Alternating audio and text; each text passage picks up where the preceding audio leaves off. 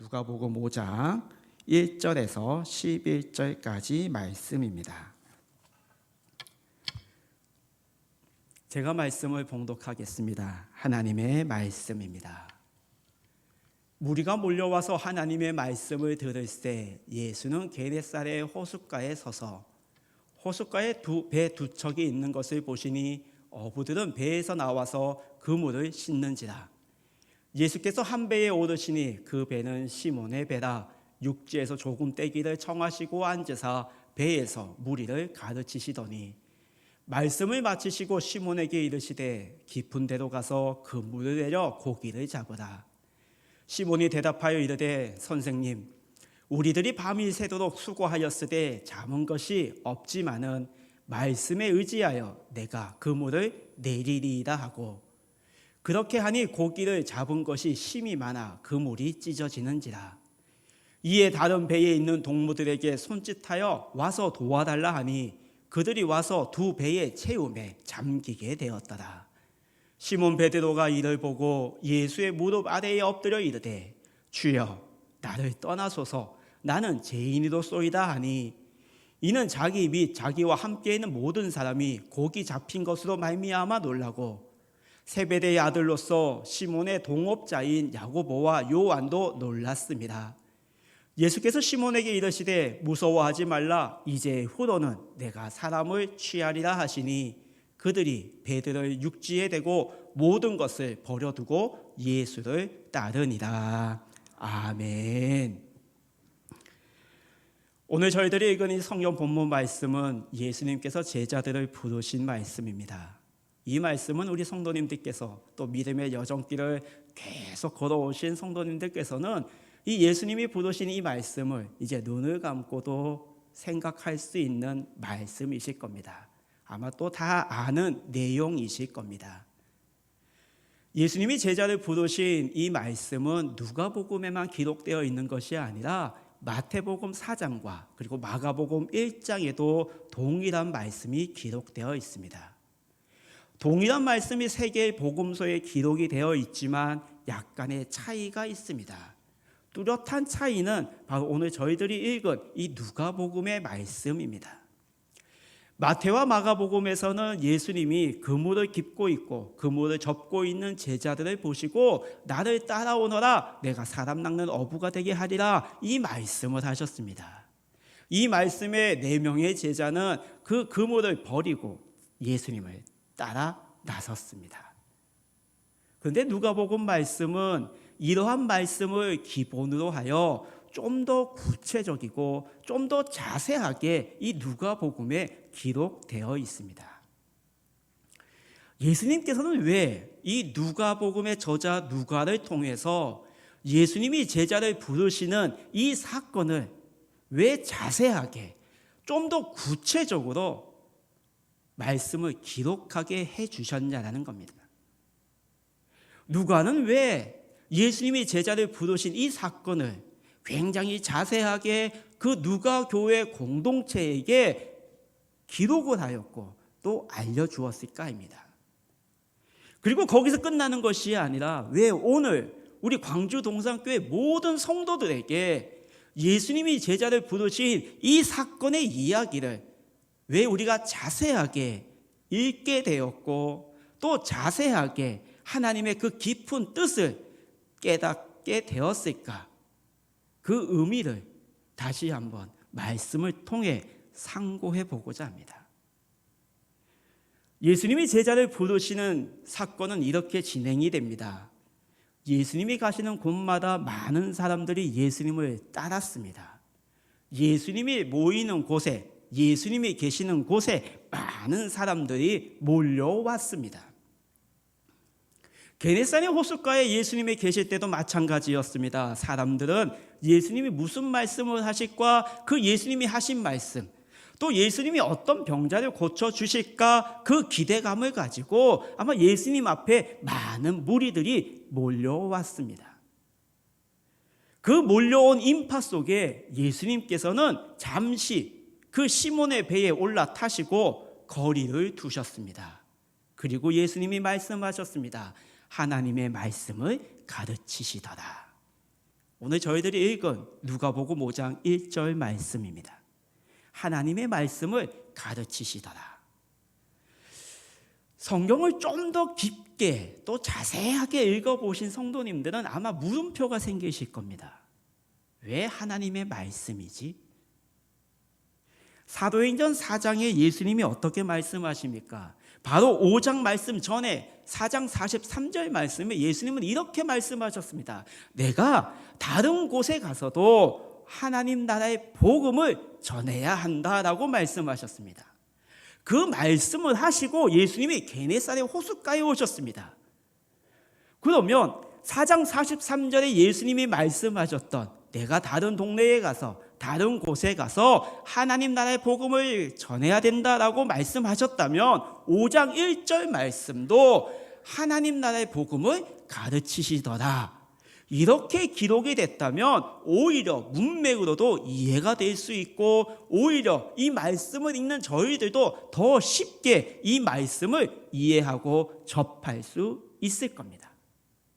그런데 복음이라는 단어보다 하나님의 말씀이란 단어로 이 5장 1절이 시작이 됩니다.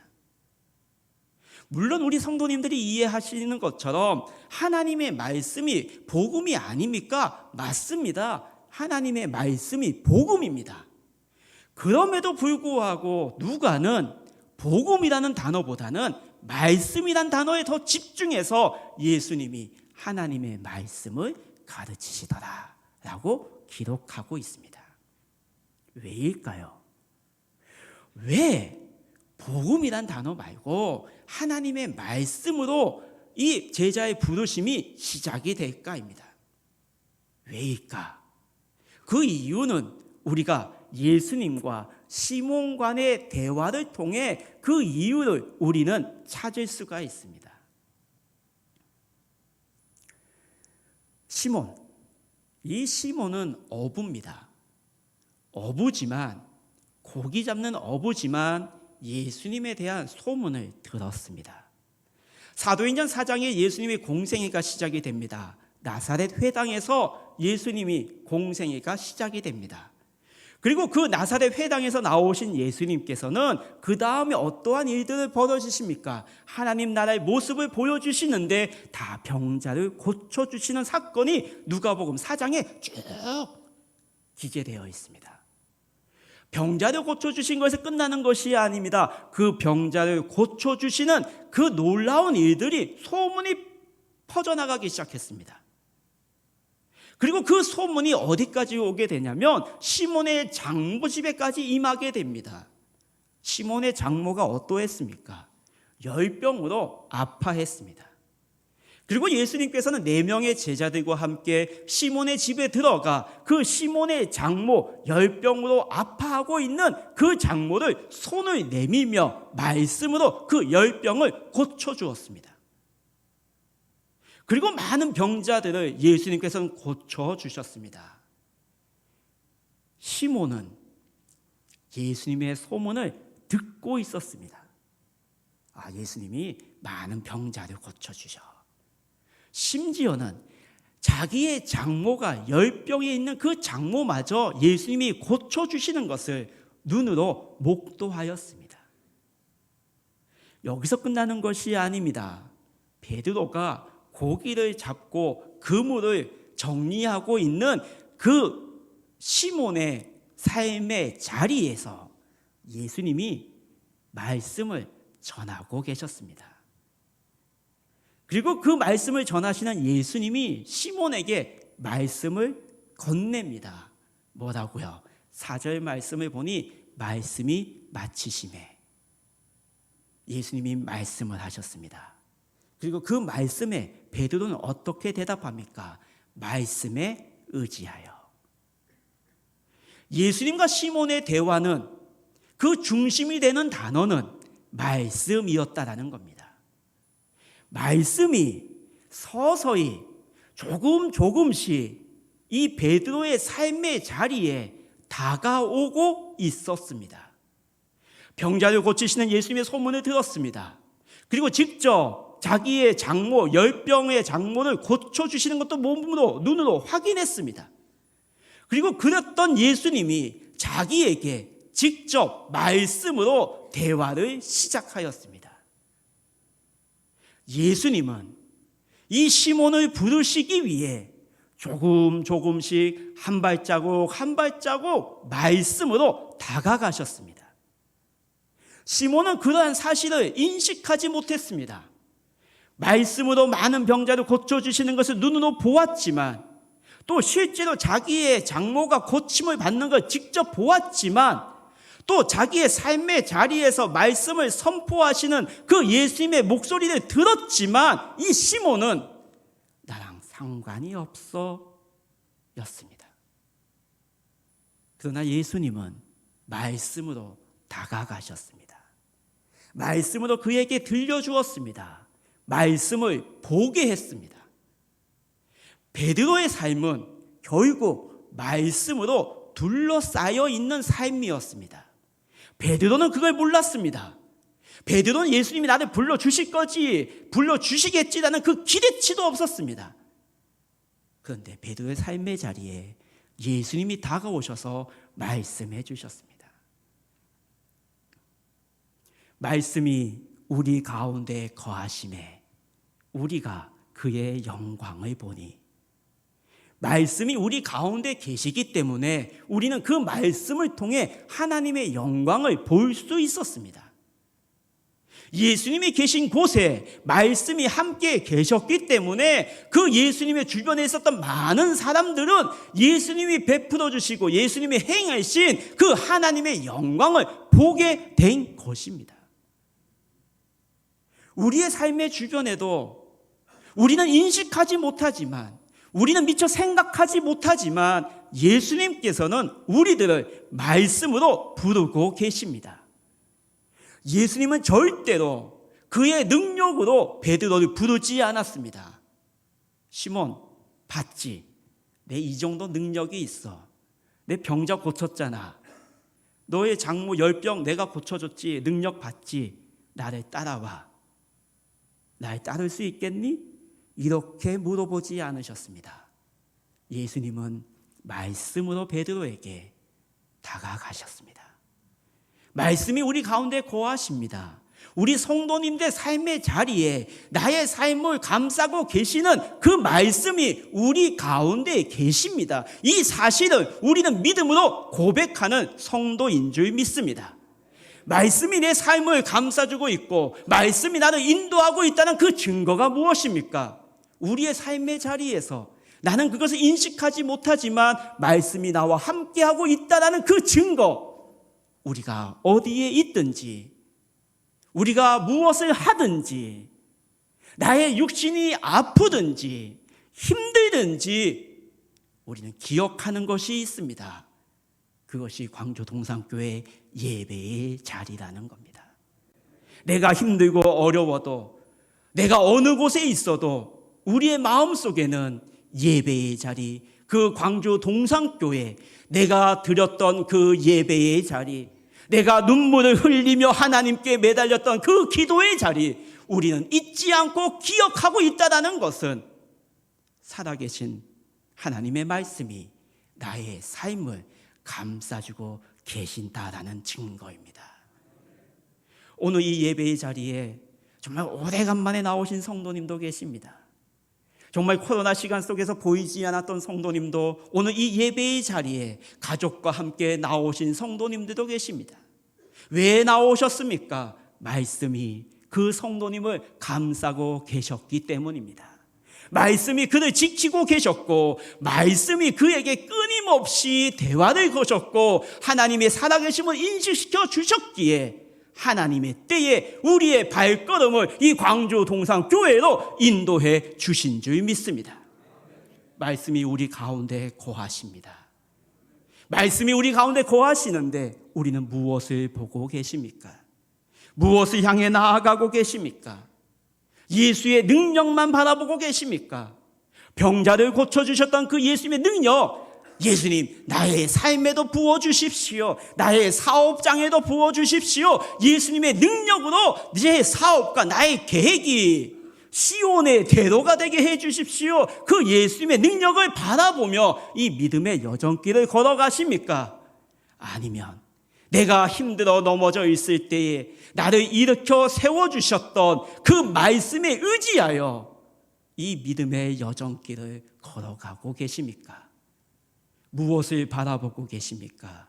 무엇을 의지하고 계십니까? 하나님의 말씀은 나의 삶에서, 내 삶 가운데에서 살아 움직이시고 역사하고 계실 줄 믿습니다. 그리고 그 살아계신 말씀이 우리를 부르셨고, 그 살아계신 말씀이 나를 하나님이 보시기에 아름다운 주의 자녀로 다듬어 주고 계신 줄 믿습니다. 나의 삶을 감싸고 계시는 그 살아계신 하나님의 말씀에 의지하는 광주 동산교회 성도님들이 다 같이 됩시다. 밤새도록 수고하고 항구로 돌아온 어부들이었습니다. 자, 우리 빨리 그물을 정리하고 빨리 집에 가서 쉽시다. 빨리 집에 가서 잠을 잡시다. 한쪽 해변에서는 예수님이 하나님의 나라의 말씀을 전하고 있었지만 그 밤새도록 고기를 잡고 항구로 돌아온 이 4명의 제자들은 그 하나님의 말씀과는 상관없는 삶을 살아가고 있었습니다. 저 말씀은 나하고 상관이 없어. 저 말씀은 저 무리들이 들으면 돼. 우리는 지금 피곤해. 빨리 가서 쉬었다가 잠 좀 자다가 다시 또 밤에 나와서 고기를 잡아야 돼.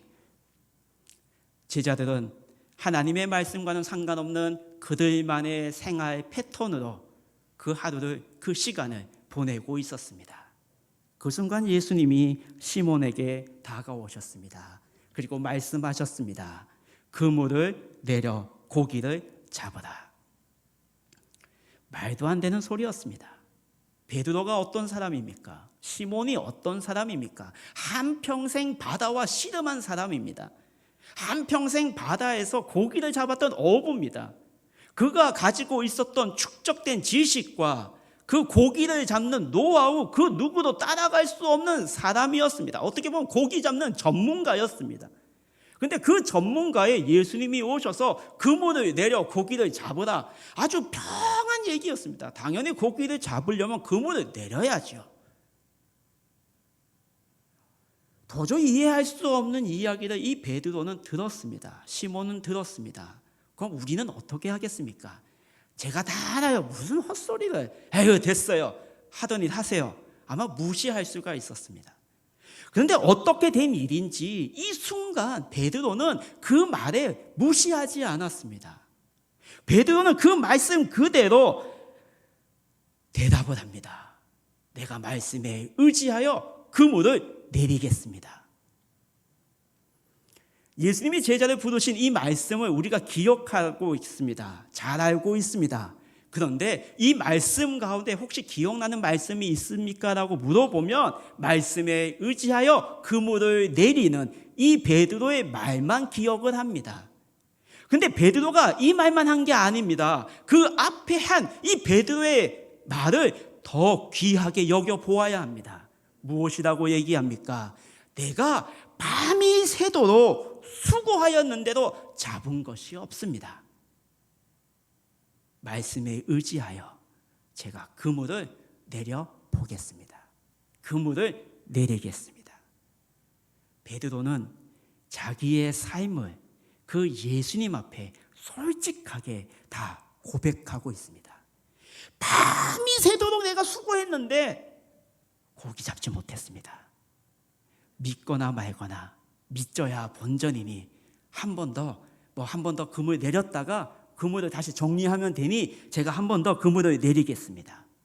그물을 던졌습니다. 어떠한 결과가 일어납니까? 그물을 올리려고 하니 올려지지가 않는 겁니다. 갑자기 무거워진 겁니다.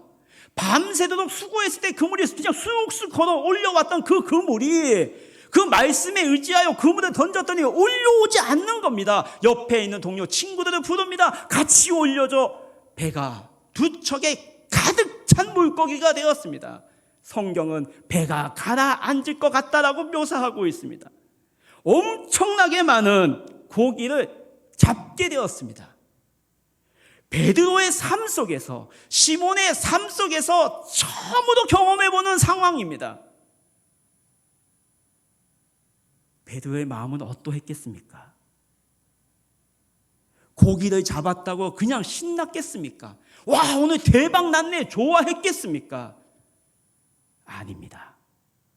베드로는 그 순간 자기의 과거의 모든 삶이 무너지고 있었습니다. 무너지는 순간이었습니다. 내가 밤새도록 수고해서 한 마리도 못 잡았는데 말씀에 의지하여 그물을 던졌더니 배가 가라앉을 정도의 많은 고기를 잡았어. 베드로의 능력도 아니었습니다. 베드로의 기술도 아니었습니다. 베드로가 평생 가졌던 그 고기 잡는 기술로 잡은 것이 아닙니다. 난 뭐 했지? 이게 뭐지? 베드로의 삶은 그 순간 그의 모든 삶이, 그가 걸어왔던 모든 삶이 무너지는 순간이었습니다. 이걸 어떻게 받아들일 수 있어? 이걸 어떻게 해석할 수 있어? 그럼 난 이제 어떻게 살아가야 돼? 베드로의 삶이 무너지는 그 순간 예수님은 그냥 베드로를 버리지 않으셨습니다. 그 예수님의 말씀이 베드로의 내면에 가슴 깊이 이 말씀이 스며들어가는 순간이었습니다. 우리도 이러한 경험을 해보셨을 겁니다. 하나님, 저의 힘으로는 안 됩니다. 저를 붙잡아 주십시오. 하나님 살려주십시오. 나는 무너졌고 일어날 앞길이 보이지 않습니다 라며 눈물을 흘리며 기도했던 그 순간 우리의 믿음의 여정길에 분명히 있습니다. 그 순간 어떠하셨습니까? 그냥 자포자기하고 무너지셨습니까? 아니지 않습니까? 그 순간 우리의 마음에 하나님의 말씀이 더 깊이 스며들어 왔습니다. 그리고 우리는 그 말씀의 힘을 얻어 그 눈물의 자리, 그 좌절의 자리, 그 아픔의 자리를 우리는 일어날 수 있었습니다. 베드로의 삶도 마찬가지였습니다. 그의 모든 과거의 삶, 그가 힘차게 자부하며 걸어왔던 그 삶의 여정이 무너졌지만 그 상황이 무너진 것이 아니라 하나님의 말씀이 새롭게 그의 가슴을 파고 들어오는 순간이었습니다. 귀로만 들었던 말씀이었습니다. 예수님이 병자를 고쳐주셨어. 그 말씀만 들었습니다. 예수님이 나의 장모를 고쳐주셨어. 능력이 있으셔서 눈으로 보았습니다. 귀로 듣고 눈으로 보았지만 그 살아계신 말씀이 베드로의 삶의 자리에서 그것도 자기 자신에게 그 말씀이 임하는 거였습니다. 예수님이 공생에 시작하기 전에 나사렛 회당에 들어가셨습니다. 누가복음 4장의 말씀을 읽어보면 예수님께서 나사렛 회당에 들어가셔서 앞에 나오셔서 책을 피십니다. 이사야 61장 말씀입니다. 포로된 자에게 자유를, 눈먼 자에게 다시 보게 함을. 그리고 그 이사야 61장 말씀을 읽으신 예수님께서는 책을 덮으시고 자기 자리에 가서 앉으셨습니다. 그리고 성경은 더 자세하게 이야기합니다. 그때 함께 이사야 61장 말씀을 들었던 그 회당 안에 모여있던 사람들이 예수님을 주목하기 시작했습니다. 예수님이 왜 이 말씀을 읽으셨지? 이런 마음은 아마 주목하셨을 겁니다. 그 주목을 받으신 예수님이 그 자리에서 일어나셔서 누가복음 4장 21절 말씀, 정말 중요한 말씀을 이야기하십니다. 누가복음 4장 21절 말씀에 이 말씀이 오늘 너희 귀에 응하였느니라. 이 이사야의 말씀이 오늘 너희들의 삶의 자리에 오늘 여기에 임하였다라고 말씀하셨습니다. 이사야의 말씀은 2000년 전에 있었던 말씀입니다. 2000년 전에 있었던 이 하나님의 말씀이 오늘 이 회당에 있는 우리들에게 그 말씀이 이루어졌다. 말씀의 현재화입니다. 우리가 믿고 있는 이 살아계신 하나님의 말씀은 과거의 말씀이 아닙니다. 과거에만 머물러 있는 말씀이 아닙니다. 과거 이스라엘 백성들에게만 선포되어진 말씀이 아닌 오늘 이 자리에, 우리가 서 있는 삶의 자리에 응답해 주시는 그 말씀의 열매가 맺히는 살아계신 말씀이라는 겁니다. 포로된 자에게 자유를, 눈먼 자에게 다시 보게 함을, 이 말씀이 오늘 여기에 임하여 졌다라고 말씀하신 그 예수님께서는 회당에서 나오시고 포로된 자들에게 해방시켜 주셨습니다. 병에 포로되어 있는 자를 그 병을 낫게 해주셨습니다. 열병의 포로에 잡혀 있었던 베드로의 장모를 자유를 주셨습니다. 포로된 자에게 자유를 주셨고 그 병자들, 다시 그 자유함을 누린 그 병자들은 다시 눈을 뜨고 보게 되었습니다. 이 이사야의 말씀이 베드로의 그 삶의 자리, 베드로가 숨쉬고 있는 그 자리에서 열매를 맛보게 된 것입니다. 베드로는 어디에 포로로 잡혀 있었습니까? 고기를 잡아 오늘 하루를 먹어야 된다는 그 포로에 사로잡혀 있었기 때문에 이 베드로는 그 그물만 바라보고 있었습니다. 오늘 몇 마리를 잡았는지, 오늘은 몇 마리를 잡았는지, 오늘은 많이 잡았네, 오늘은 허탕이네, 이러한 삶을 베드로는 살아가고 있었습니다. 그물이 포로가 되었습니다. 고기잡이가 이 베드로를 포로로 잡아놓았습니다.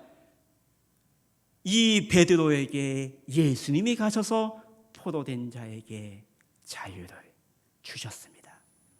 말씀이 체득이 되었습니다. 그 하나님의 말씀이 내 말씀이 되었던 겁니다. 그 살아계신 하나님의 말씀이, 구약시대 때 그 하나님의 말씀이 오늘 여기에서 열매를 맺고 맛보게 되었습니다.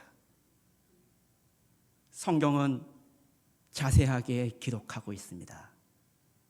시몬을 어떻게 부르고 있습니까? 8절 말씀을 보십시오. 시몬 베드로가, 시몬 베드로가, 시몬 베드로가 이를 보고, 베드로가 등장합니다. 베드로라는 이름이 기록되어 있습니다. 시몬에서 시몬 베드로가 되었습니다. 베드로의 이름의 뜻이 무엇입니까? 반석입니다. 시몬, 자기의 삶의 가치관과 자기의 경험과 자기의 노하우로 그 믿음의 여정길, 인생의 여정길을 걸어갔던 이 시몬이 이제는 하나님의 말씀을 체득한 이 시몬이 시몬 베드로가 되었습니다. 반석 위에 집을 짓는 자가 되었습니다. 말씀의 삶을 살아가는 그 출발선에 선 시몬 베드로가 되었습니다. 시몬 베드로는 말씀 중심의 삶, 하나님 나라의 복음의 삶, 그 삶을 이제 시작하게 되었습니다. 포로된 자에게 자유를, 눈먼 자에게 다시 보게 함을 베드로는 다시 보게 되었습니다. 눈이 바뀐 것이 아니라 세상을 바라보는 그의 관점이 살아계신 말씀으로 다시 바라보게 되었습니다. 하나님의 말씀은 우리의 삶 가운데 임하는 줄 믿습니다. 하나님의 말씀은 오늘 우리 예배의 자리에 임하실 줄 믿습니다. 광주동산교회 성도 여러분, 우리들은 무엇에 포로가 되어 있으십니까? 무엇을 갈망하며 무엇을 바라보며 살아가고 계십니까? 무엇을 위해 밤새도록 수고하고 계십니까? 무엇을 먹을까? 무엇을 마실까? 무엇을 입을까? 이것이 다인 줄 알고 이것만 좀 더 가지면 더 나은 인생, 더 나은 행복을 누릴 줄 알며 이것만을 추구하고 계십니까? 이것을 위해 밤새도록 수고하고 계십니까? 이러한 삶을 살아오셨습니까? 우리가 밤새도록 수고하여도 나아지는 것이 없다면, 밤새도록 수고하여도 우리가 갖고 싶었던 것이 가까워지는 것이 아니라 점점점 멀어지고 있다면 이 순간이 우리는 말씀에 의지해야 할 시간인 줄 믿습니다. 말씀을 체득한 시몬 베드로였습니다. 시몬 베드로가 이 일을 보고 자기의 삶의 자리에서 열매 맺는 이 하나님 나라의 이 복음의 말씀의 능력을 직접 목격한 이 베드로는 예수님 앞으로 뛰어갔습니다. 그리고 무릎을 꿇고 예수님께 고백합니다. 나를 떠나소서. 나는 죄인입니다. 말씀을 체득한, 말씀을 경험한 베드로의 고백입니다. 죄인입니다. 자기의 과거를, 자기가 걸어왔던 그 인생의 여정길을 완전히 버리는 순간입니다. 죄인, 우리도 고백하지 않으십니까? 나도 죄인입니다. 우리는 하나님 앞에서 죄인임을 고백한 주의 자녀들입니다. 이 죄인, 그리스어에서 이 죄인이란 어떤 뜻이 있냐면 그 옛날 이스라엘의, 그리스의 군인들 가운데 활을 잘 쏘는 사람이 있습니다. 그래서 관역을 향해 활을 쫙 쏘았는데 그 화살이 관역을 향해 나아가지 않고 빗나가는 것, 이러한 의미에서의 죄인입니다. 그럼 무엇입니까? 우리가 고백하는 이 죄인이 우리가 바라보는 그 관역을 향해 쭉 나아가는 것이 아니라 그 관역의 그 옆길로 빠져서 날아가고 있는 것이 죄인입니다. 우리는 어느 관역을 향해 나아가고 있으셨습니까? 어느 관역을 향해 달려가고 계셨습니까? 베드로는 자기 자신을 죄인이라고 얘기했습니다. 빗나가고 있었구나라는 것을 느꼈습니다. 자기의 삶의 가치관, 자기의 삶의 양식이 아니었구나, 이렇게 걸어가면 안 되는구나라는 것을 예수님 앞에 무릎 꿇고 고백하고 있습니다.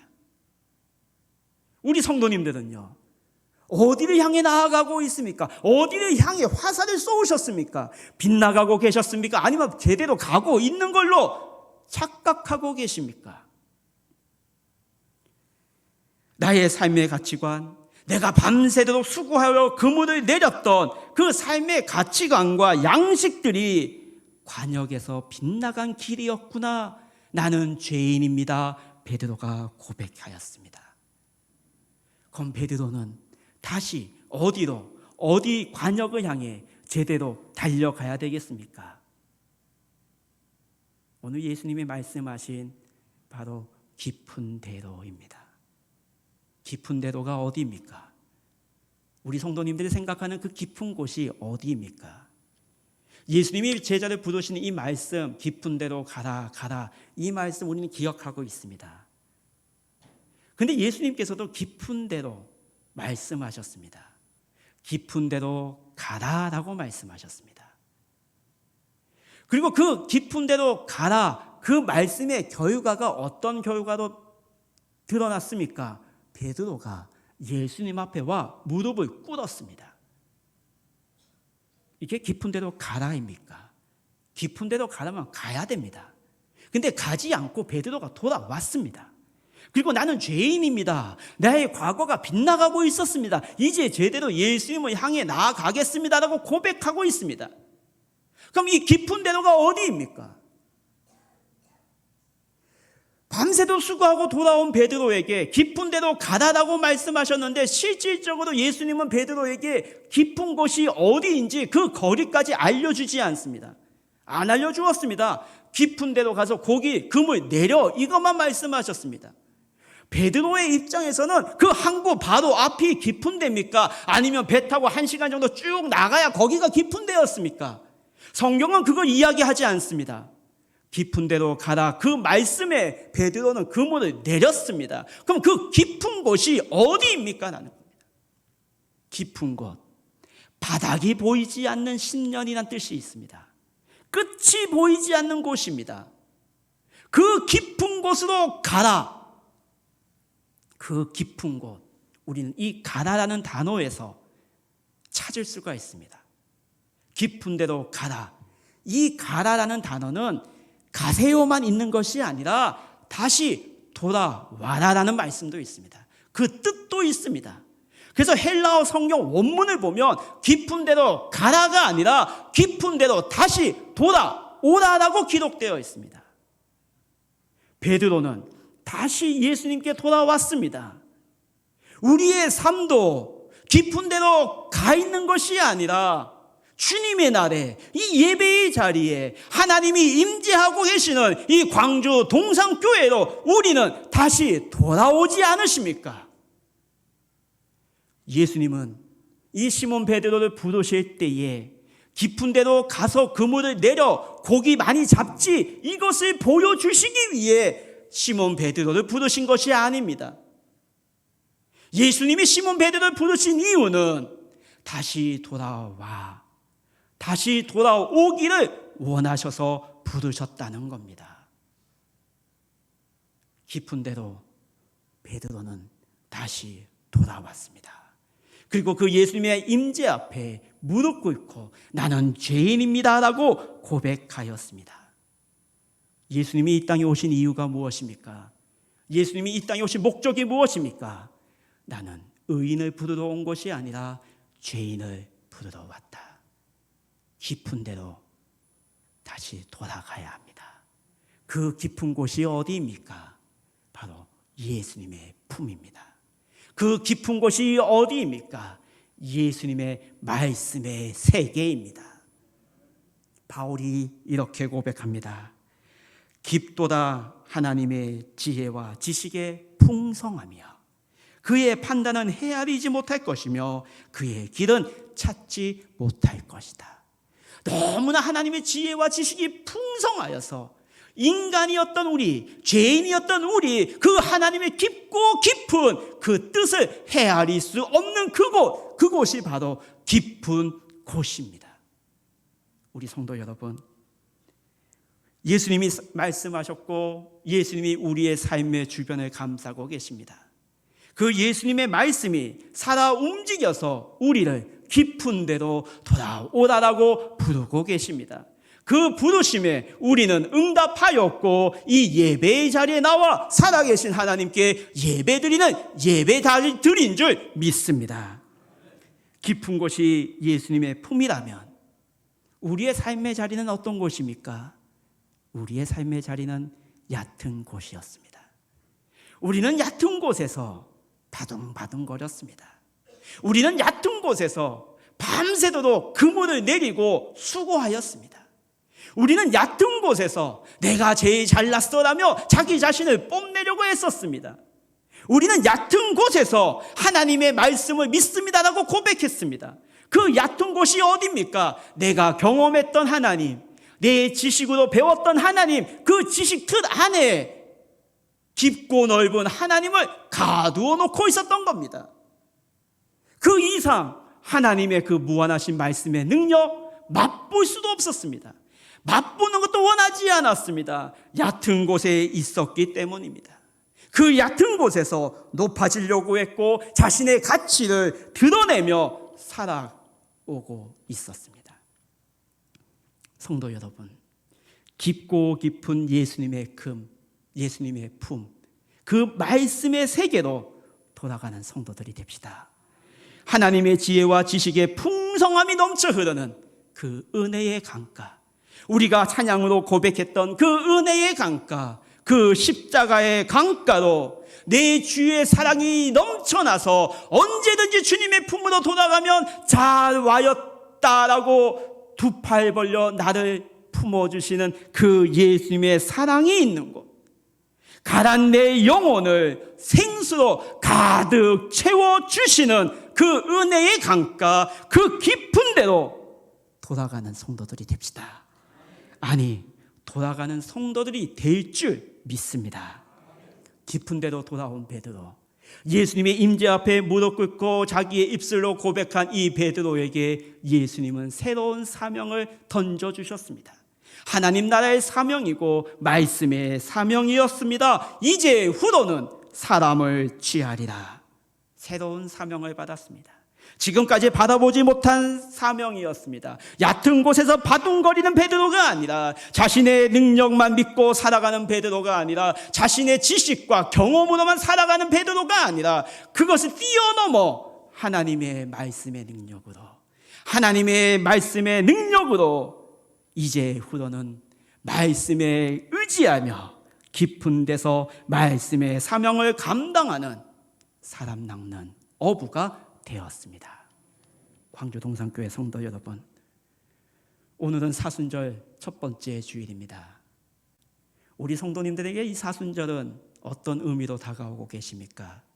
늘 해마다 반복되는 사순절이십니까? 아니면 이 사순절 그냥 흘러보내는 사순절이십니까? 2023년 사순절, 이번 사순절에는 깊은 데로 돌아가는 성도들이 됩시다. 그 말씀의 세계, 지금도 살아계시고 역사하시는 예수님께서 오늘 우리들에게 말씀하고 계십니다.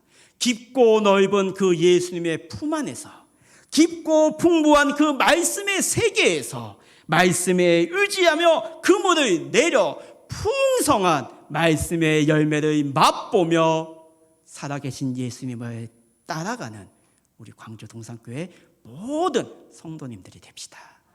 기도하겠습니다.